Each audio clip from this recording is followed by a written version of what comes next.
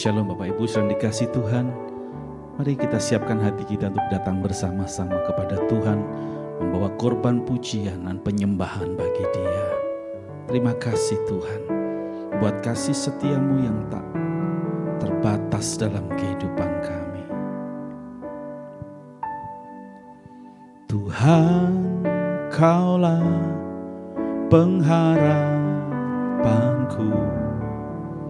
Ku percaya hanya kepadamu, Yesus Allah perlindunganku. Engkau yang selalu ku puji Tuhan. Tuhan, Kaulah pengharapanku. Ku percaya hanya kepadamu, Yesus Allah perlindunganku. Engkau yang selalu ku puji. Mulutku penuh dengan pujian kepadamu ya Yesus Tuhan. Sepanjang hari ku beri penghormatan kepadamu ya Allahku. Tuhan, Tuhan, Kaulah pengharapanku. Ku percaya hanya kepadamu, Yesus Allah perlindunganku. Engkau yang selalu ku puji. Mulutku penuh dengan pujian kepadamu ya Yesus Tuhan. Sepanjang hari ku beri penghormatan kepadamu ya Allahku.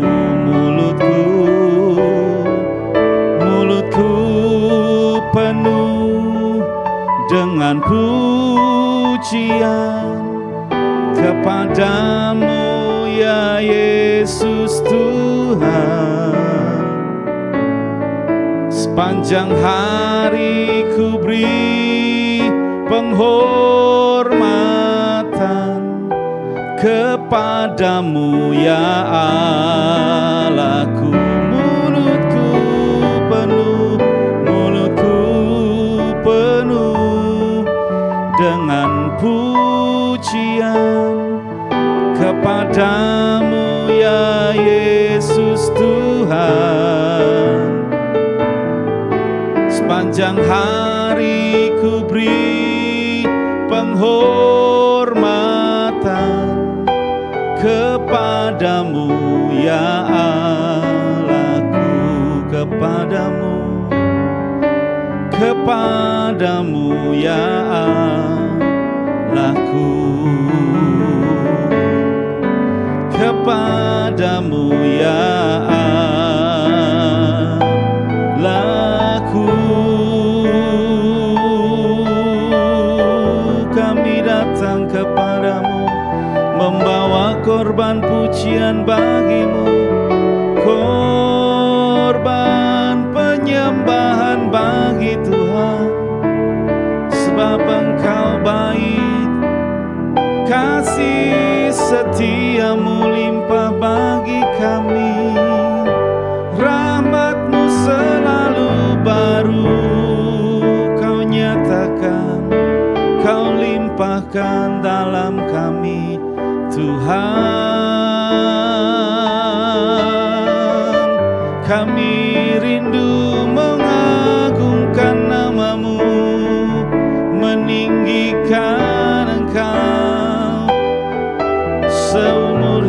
kami, ku kan memujimu, ku kan menyembahmu, sebab Engkau Allah yang ajaib, layak terima segala kemuliaan, hormat dan kuasa selamanya. Haleluya. Mari kita bersama-sama membuka di dalam Amsal 18 ayat 21. Demikian bunyi firman Tuhan. Hidup dan mati dikuasai lidah. Siapa suka menggemakannya akan memakan buahnya. Saudara, hari ini kita akan belajar bersama-sama. Saya akan ambil tema awasi perkataanmu. Sebab firman Tuhan katakan tadi bahwa hidup dan mati dikuasai lidah. Siapa suka menggemakannya akan memakan buahnya. Saudara yang dikasihi Tuhan, perkataan itu kelihatannya sederhana. Apa yang kita perkatakan seringkali terkesan sesuatu yang biasa. Tetapi kalau kita menyadari, saudara, perkataan itu memiliki dampak yang besar. Mengapa? Karena dengan perkataan kita bisa menguatkan orang lain, tetapi juga bisa melukai hati orang lain. Kita bisa melalui perkataan membawa pengharapan, tetapi di saat yang sama melalui perkataan bisa menghancurkan iman seseorang. Dan firman Tuhan mengajarkan bahwa perkataan itu adalah cerminan dari hati kita. Lalu saudara, mengapa kita harus menjaga perkataan kita? Yang pertama dikatakan perkataan itu berasal dari hati. Coba kita lihat bersama-sama di Injil Lukas pasalnya yang ke-6 ayat 45. Karena yang diucapkan mulut itu meluap dari hati. Saudara, apa yang sering kita ucapkan, apa yang sering kali kita perkatakan, itu menunjukkan apa yang ada di dalam hati kita. Apa yang memenuhi hati kita, itu yang kita ucapkan. Jadi jika hati kita dipenuhi dengan kasih Tuhan, hati kita dipenuhi dengan sesuatu yang benar yang daripada Tuhan, saya percaya maka perkataan kita juga akan membawa damai sejahtera bagi orang-orang yang mendengarnya, bagi orang-orang lain. Tetapi sebaliknya, jika hati kita penuh dengan amarah, hati kita penuh dengan dendam, hati kita penuh dengan iri hati kita penuh dengan kepahitan, saya percaya maka apa yang kita perkatakan pasti akan melukai orang lain. Makanya saudara, hari-hari ini awasi perkataan kita. Jangan sampai dari mulut yang sama keluar berkat, juga keluar kutuk. Sebagai contoh saudara, bangsa Israel ketika mereka keluar dari tanah Mesir menuju tanah perjanjian, banyak dari mereka yang binasa. Kenapa? Karena mereka tidak mengawasi perkataannya. Mereka mengeluh, mereka bersungut-sungut, mereka menggerutu, bahkan mereka mengutuk. Mereka tidak percaya kepada Tuhan dengan segala rencana, rancangan yang Tuhan sudah tetapkan. Akhir hidup mereka binasa di padang gurun. Lalu yang kedua saudara, mengapa kita harus menjaga perkataan kita? Yang kedua, dalam perkataan itu ada kuasanya. Di dalam Yakobus 3 ayat 5 sampai dengan ayatnya yang ke-6. Mari kita coba buka bersama-sama. Yakobus 5 ayatnya yang Yakobus 3 ayatnya yang ke-5 dan 6. Demikian juga lidah, walaupun suatu anggota kecil dari tubuh, namun dapat memegahkan perkara-perkara yang besar. Lihatlah betapapun kecilnya api, ia dapat membakar hutan yang besar. Lidah pun adalah api, ia merupakan suatu dunia kejahatan dan mengambil tempat di antara anggota-anggota tubuh kita sebagai sesuatu yang dapat menodai seluruh tubuh dan menyalakan roda kehidupan kita, sedang ia sendiri dinyalakan oleh api neraka. Saudara yang dikasihi Tuhan, satu kata yang kita keluarkan dari mulut kita itu bisa memulihkan jiwa, tetapi satu kata juga bisa meruntuhkan iman kepercayaan orang lain. Satu kata bisa mengubah arah hidup kita atau arah hidup seseorang, tetapi dengan kata yang sama kita juga bisa menghancurkan kehidupan orang lain. Contohnya saudara, di dalam Bilangan 13, saudara bisa baca sendiri. Bilangan 13 dan 14. Di situ dikisahkan mengenai 10 pengintai dan 2 pengintai. Mereka totalnya 12 pengintai diberikan tugas untuk mengintai tanah Kanaan. Mereka masuk ke tanah Kanaan melihat apa yang ada di negeri itu.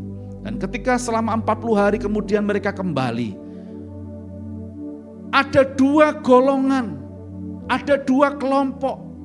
Yang 10 orang berkata, memang negeri itu negeri yang berlimpah susu dan madu, negeri yang luar biasa. Tetapi tidak berhenti di situ. Mereka tambahi perkataan, hanya orang yang tinggal di negeri itu adalah bangsa yang kuat-kuat. Kotanya berkubu dan sangat besar. Bahkan keturunan Enak, saudara tahu keturunan Enak itu adalah keturunan raksasa. Mereka berkata ada di sana, mereka memakan rakyatnya sendiri. Dan kita itu bagi mereka hanya kelihatan seperti belalang. Akibat daripada perkataan 10 pengintai ini, rakyat menjadi ketakutan. Mereka khawatir dan sempat memberontak dengan perkataan 10 pengintai. Tetapi apa yang disampaikan oleh 2 pengintai? Mereka berkata, memang negeri itu didiami bangsa yang kuat. Tetapi negeri itu negeri yang luar biasa, negeri yang makmur. Dan kita percaya kita punya Tuhan yang besar, Tuhan yang sanggup membuat kita menjadi menang, merebut tanah negeri Kanaan tersebut. 2 orang pengintai membesarkan arti keberadaan Tuhan melalui perkataan mereka. Dan akhirnya saudara, akibat dari 10 pengintai berkata yang buruk, mereka binasa. Tapi 2 pengintai mendapatkan apa yang Tuhan janjikan dalam hidup mereka. Untuk itu saudara, mari hari-hari ini awasi perkataan kita. Sebagai ayat yang terakhir di dalam Efesus 4 ayat 29. Janganlah ada perkataan kotor keluar dari mulutmu, tetapi pakailah perkataan yang baik untuk membangun. Artinya, mari pakai perkataan kita untuk menguatkan, bukan menjatuhkan, untuk menghibur, bukan menghakimi, untuk memberi pengharapan, bukan keputusasaan. Dan biarlah setiap kita menyadari bahwa Tuhan memanggil kita untuk memiliki perkataan yang benar. Sekali lagi firman Tuhan dalam Amsal 18 ayat 21. Hidup dan mati dikuasai lidah. Siapa suka memakan, menggemakannya akan memakan buahnya.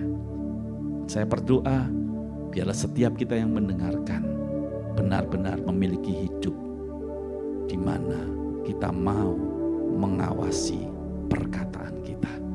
Tuhan Yesus memberkati.